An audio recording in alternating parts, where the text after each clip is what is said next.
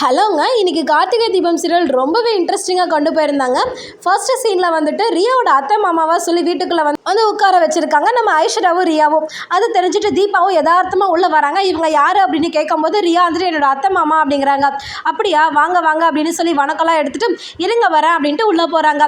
அப்போ ஐஸ்வர்யா வந்துட்டு நினைக்கிறாங்க, என்ன இது இவ எதுவுமே பேசாமல் போகிறாளே, கொஞ்சம் ஷாக்காக தான் இருக்குது அப்படிங்கிறாங்க. அப்போ ரியாவும் அவளுக்கு என் மேலே தான் கோவம் போல, அத்தை மாமான்னு சொன்னோன்னே நல்ல விதமாக தான் நடந்துக்கிற மாதிரி பண்ணுறாளே, சரி பார்ப்போம் அப்படிங்கிற மாதிரி வெயிட் பண்ணிட்டு இருக்காங்க. அப்போ தீபாவும் கிச்சனுக்குள்ளே போயிட்டு ரெண்டு காஃபி போட்டதுக்கு அப்புறம் நிறைய பேதி மாத்திரையை வந்து உள்ளே கலக்கிடுறாங்க.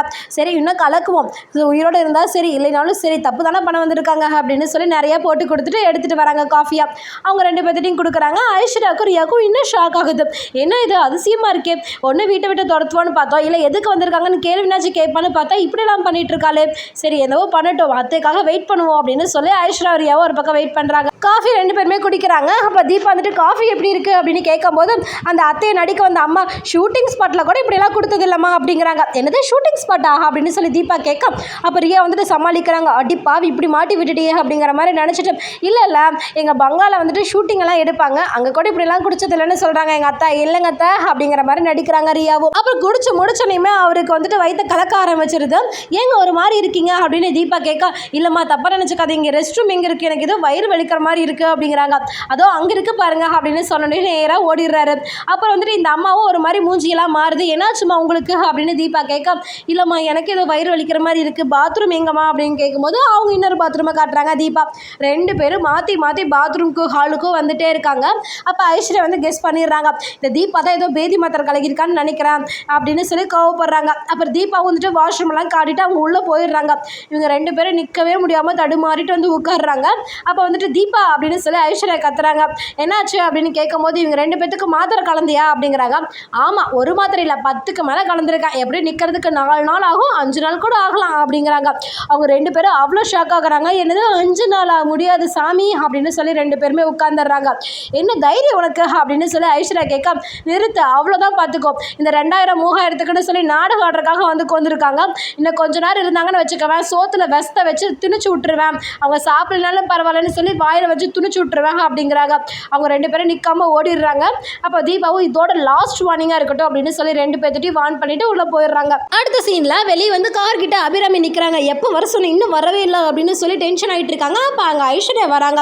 சொல்லுங்க அத்தை, எதுக்காக கூப்பிட்டீங்க அப்படிங்கும்போது காரில் ஏறு அப்படிங்கிறாங்க.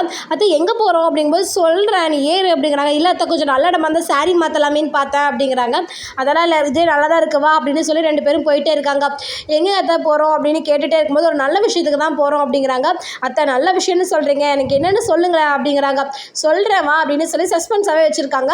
அப்படியே ஐஸ்வர்யாக்கு மண்டை குழம்புது. ஐயோ சொல்லலாம் தலையே வெடிச்சிரும் போல, எப்படியாச்சும் எப்படி வாங்குறது இதுக்கிட்ட அப்படின்னு சொல்லி பேசிக்கிட்டே இருக்கும் போது வந்து அபிராமி சொல்கிறாங்க, என்னோட ஃப்ரெண்டு வந்து ஃபாரினில் இருக்கா, அவர் கைனகாலஜிஸ்ட், சிறந்த மகப்பேறு மருத்துவர்னு சொல்லி பேரெல்லாம் வாங்கியிருக்கா, அவளை தான் பார்க்க போகிறோம், நீ உங்கள் அம்மா இருந்தால் உன்னை அடிக்கடி ஹாஸ்பிட்டல் கூட்டிகிட்டு போயிட்டு வந்திருப்பாங்க, நீ போகாமல் வீட்லேயே இருக்க, இந்த டைம்லலாம் அப்படி இருக்கக்கூடாது, அதனால தான் உங்கள் அம்மா ஸ்தானத்தில் நான் வந்து அவளை கூட்டிகிட்டு போய் காட்ட போகிறேன் அப்படின்னு சொன்ன உடனே ஐஸ்வர்யாக்கு அப்படியே தூக்கி வாரி போடுது. அச்சோ இப்படி வசமாக மாட்டிக்கிட்டோமே, என்ன பண்ண போகிற ஐஸ்வர்யா அப்படின்னு சொல்லி முழிக்கிறாங்க. ஏன் ஒரு மாதிரி டென்ஷன் ஆகிற, படப்படன்னு வேக்குது அப்படிங்கும்போது ஐஸ்வர்யா வந்துட்டு ஐயோ அத்தை நம்ம பயப்படுறது கண்டுபிடிக்கிறாங்களே, சந்தேகம் வந்துருச்சு, இதுக்கு வேறு போகாதே அப்படின்னு சொல்லி ஏதோ ஒன்று சமாளிக்கலாம் அப்படின்ட்டு, இல்லை அத்தை அதெல்லாம் ஒன்றும் கிடையாது, அப்படிலாம் நம்ம மாற்றி மாற்றி பார்க்கக்கூடாது அத்தை, சரி நீங்கள் இங்கேயே இருங்க, ஆட்டோ பிடிச்சி போய் ரிப்போர்ட்ஸ் எல்லாம் எடுத்துகிட்டு வந்துடுறேன், அப்புறம் போயிடலாம் அப்படிங்கிறாங்க. ரிப்போர்ட்ஸ்லாம் ஒன்றும் வேணாம், அவனோட ஃப்ரெண்டு தான், நான் எல்லா டீட்டெயில்ஸும் சொல்லிவிட்டேன், உன்னை பார்த்தா சரி, எப்படி இருக்குது குழந்தை, எப்போ டெலிவரி ஆகும், குழந்தை ஆரோக்கியமாக இருக்கா, எல்லாமே அவள் கம்ப்ளீட்டாக சொல்லிவிடுவான், அதனால வந்து நம்ம பயப்படவே தேவையில்லை அப்படிலாம் அபிராமி சொல்ல ஐஸ்வர்யா இல்லை அப்படிலாம் நம்ம மாற்றி மாற்றி பார்க்கக்கூடாது, அது பிரச்சனை ஆகிடும் அப்படிங்கிறாங்க. இதில் என்ன பிரச்சனை ஆக போகுது, நான் 3 குழந்தை பெற்றிருக்கேன், எனக்கு தெரியாதா, அவளும் ஒரு நல்ல டாக்டர் தான், அவளை பார்க்குறது ஒன்றும் தப்பு கிடையாது, அவள் வேற ஃபாரின் போக போகிறா, அதுக்கு முன்னாடி நம்ம ஒரு டைம் பார்த்துடலாம் அப்படின்னு சொல்கிறாங்க.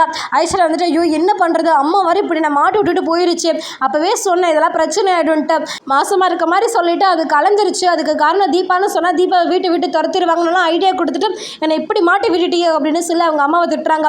அப்போ வந்துட்டு அப்போவே சடனாக வந்து வாமிட் பண்ணுற மாதிரி நடிக்கிறாங்க. அபிராமி என்னாச்சு ஐஸ்வர்யா அப்படிங்கிறாங்க. அது எனக்கு வாமிட் வர மாதிரி இருக்குது அப்படின்னு சொல்லி பயப்படாத இறங்கிக்கலாம் அப்படின்னு சொல்லிட்டு இறங்குறாங்க ஐஸ்வர்யா. அதை நீங்கள் இங்கே இருங்க, நானே வாமிட் பண்ணிட்டு வந்துடுறேன் அப்படின்ட்டு வாட்டர் பாட்டில் மட்டும் எடுத்துகிட்டு ஐஸ்வர்யா ஓடுறாங்க.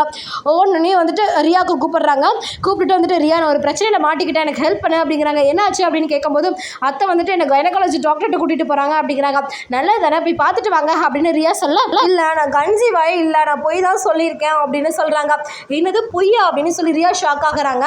ஆமாம், எனக்கு இப்போ ஏதாச்சும் ஹெல்ப் பண்ண அத்தைட்டு இப்போ நான் தப்பிக்கணும், அவங்கள பார்க்கக்கூடாது அப்படிங்கிற மாதிரி சொல்ல, அப்போ ரியா வந்து மனசுக்குள்ள நினைக்கிறாங்க, அப்பா இதான் நல்ல சமயம், அத்தைட்ட வந்து இவன் மாட்டிக்கிட்டா அப்படின்னா வீட்டை விட்டு துரத்திடுவாங்க, இவன் ஒளிஞ்சாவே எனக்கு அந்த சொத்துல வந்து பாதி எனக்கு வந்துடும், அதனால வந்துட்டு இதில் நம்ம ஹெல்ப் பண்ணவே கூடாது அப்படின்னு சொல்லி ரியா ஒரு பக்கம் முடிவு எடுத்துட்டு, எனக்கு இதில் என்ன தெரியும்னு சொல்லுங்கள், கண்டிப்பாக நீங்கள் சமாளிச்சிருவீங்க, நீங்கள் அங்கே போய் டாக்டரே பார்த்து ஏதோ ஒன்று பேசி சமாளிச்சிருங்க அப்படிங்கிறாங்க. மறுபடியும் வாமிட் பண்ண மாதிரி பண்ணுறாங்க ஐஸ்வர்யா. ஏன் அழுகிறீங்க, இதுக்கெல்லாம் அழுகாதீங்க, நீங்கள் ஃபேஸ் பண்ணிடுவீங்கன்னு எனக்கு தெரியும் அப்படிங்கிறாங்க. நான் அழுகவெல்லாம் கிடையாது, அத்தை வராங்கன்னு சொல்லி வாமிட் பண்ணுற மாதிரி நடிக்கிறேன் அப்படிங்கிறாங்க. பார்த்தீங்களா இப்போவே எவ்வளோ சூப்பராக நடிச்சிட்டு இருக்கீங்க, கண்டிப்பாக அத்திட்டு நீங்கள் தப்பிச்சிருவீங்க, டாக்டர்கிட்டையும் தப்பிச்சிருவீங்க, நல்லா நடிங்க அப்படின்னு சொல்லிட்டு ஆல் த பெஸ்ட் சொல்லிட்டு வச்சிடறாங்க ரியா. அடி பாவி இவ்வளோ பச்சை பிள்ளையா இருக்கே, உங்ககிட்ட போய் ஹெல்ப் கேட்டேன் பாரு அப்படின்னு சொல்லி ஐஸ்வர்யா நினச்சிட்டு என்ன பண்ணுறதுன்னு தெரியாமல் முடிச்சுட்டு இருக்காங்க. அங்கே அபிராமி என்ன இன்னும் ஐஸ்வர்யாவை காணோம் அப்படின்னு சொல்லி பார்க்குறாங்க. அதோடு இன்னைக்கு எபிசோட முடிச்சிருக்காங்க. ஐஸ்வர்யா ஹாஸ்பிட்டல் போவாங்களா, இல்லை அபிராமிட்டு எப்படி தப்பிப்பாங்க, இல்லை இதுலேயும் ஏதாச்சும் கோல்மால் பண்ணி அபிராமிட்டு தப்பிச்சிருவாங்களா, இல்லை அபிராமிட்ட மாட்டிடுவாங்களா அப்படிங்கிறது எல்லாத்தையுமே நாளைக்கான எபிசோடில் பார்க்கலாம். ரொம்ப சூப்பராக போயிட்டு இருக்கு. நம்ம சேனலை சப்ஸ்கிரைப் பண்ணிட்டு பக்கத்தில் இருக்கிற பெல் ஐக்கானையும் ப்ரெஸ் பண்ணிட்டு இந்த வீடியோக்கு மறக்காம ஒரு லைக் பண்ணிக்கோங்க.